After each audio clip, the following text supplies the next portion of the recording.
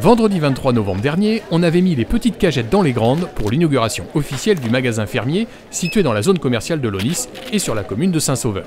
Quand l'idée du magasin fermier a été évoquée, vous avez tout de suite participé, vous êtes dites nous sur la commune j'ai eu seulement un rôle d'accueil, donc je les ai reçus.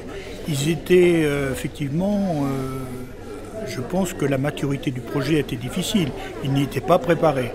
Moi, je les ai vus en difficulté, en interrogation au début, mais j'ai senti leur punch, leur désir de réussir.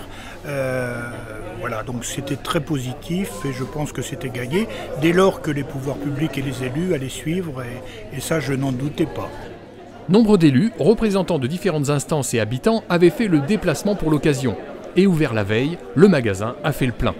C'était une découverte. Les portes se sont ouvertes hier matin, il y en a eu un flux toute la journée. Des gens très sympathiques, souriants, beaucoup de compliments.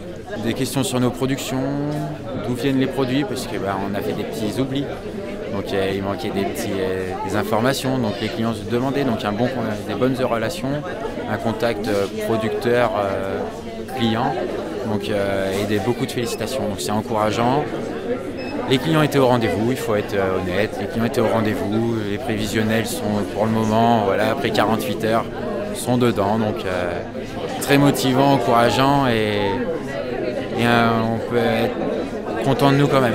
Après 3 ans de projet, la jeune équipe de l'association des fermiers du Marais Poitevin était fière et émue de présenter leur nouvel outil de travail qui, selon Luc Servant, président de la Chambre d'agriculture, partenaire de la première heure, caractérise une évolution du métier d'agriculteur.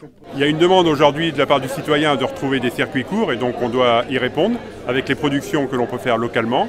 Néanmoins, il y a aussi des grandes villes plus lointaines qu'il faudra aussi alimenter ou des zones de production qui ne sont pas toujours dans les zones de consommation.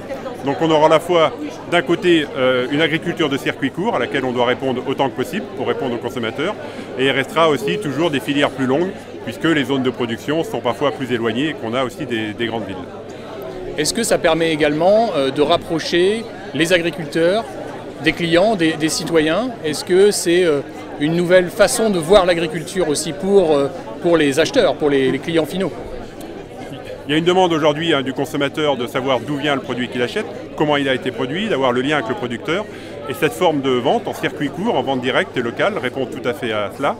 C'est pour ça que Chambre d'agriculture, nous, on essaie de développer ce mode de vente, parce qu'il y a de réelles interrogations du consommateur qu'on ne retrouve pas aujourd'hui dans des filières beaucoup plus longues ou dans des autres modes de distribution.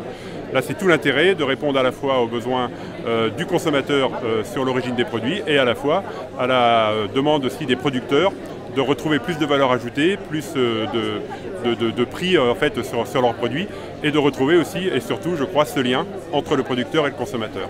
Côté finance, la communauté de communes Aunis-Atlantique, à qui appartient le bâtiment, a reçu 50% de subventions. Cette réalisation s'est faite en fait avec 2 partenaires.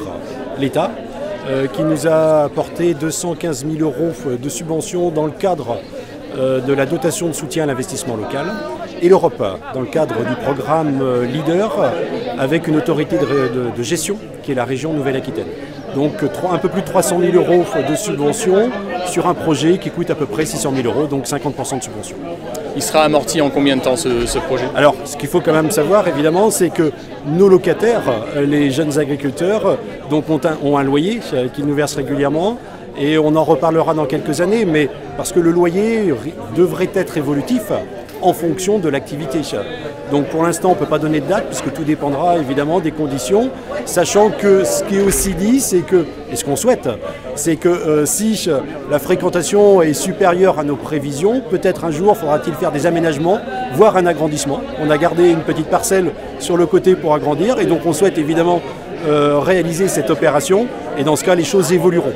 Donc tout va dépendre un petit peu aussi du fonctionnement, de la fréquentation de ce beau magasin fermier.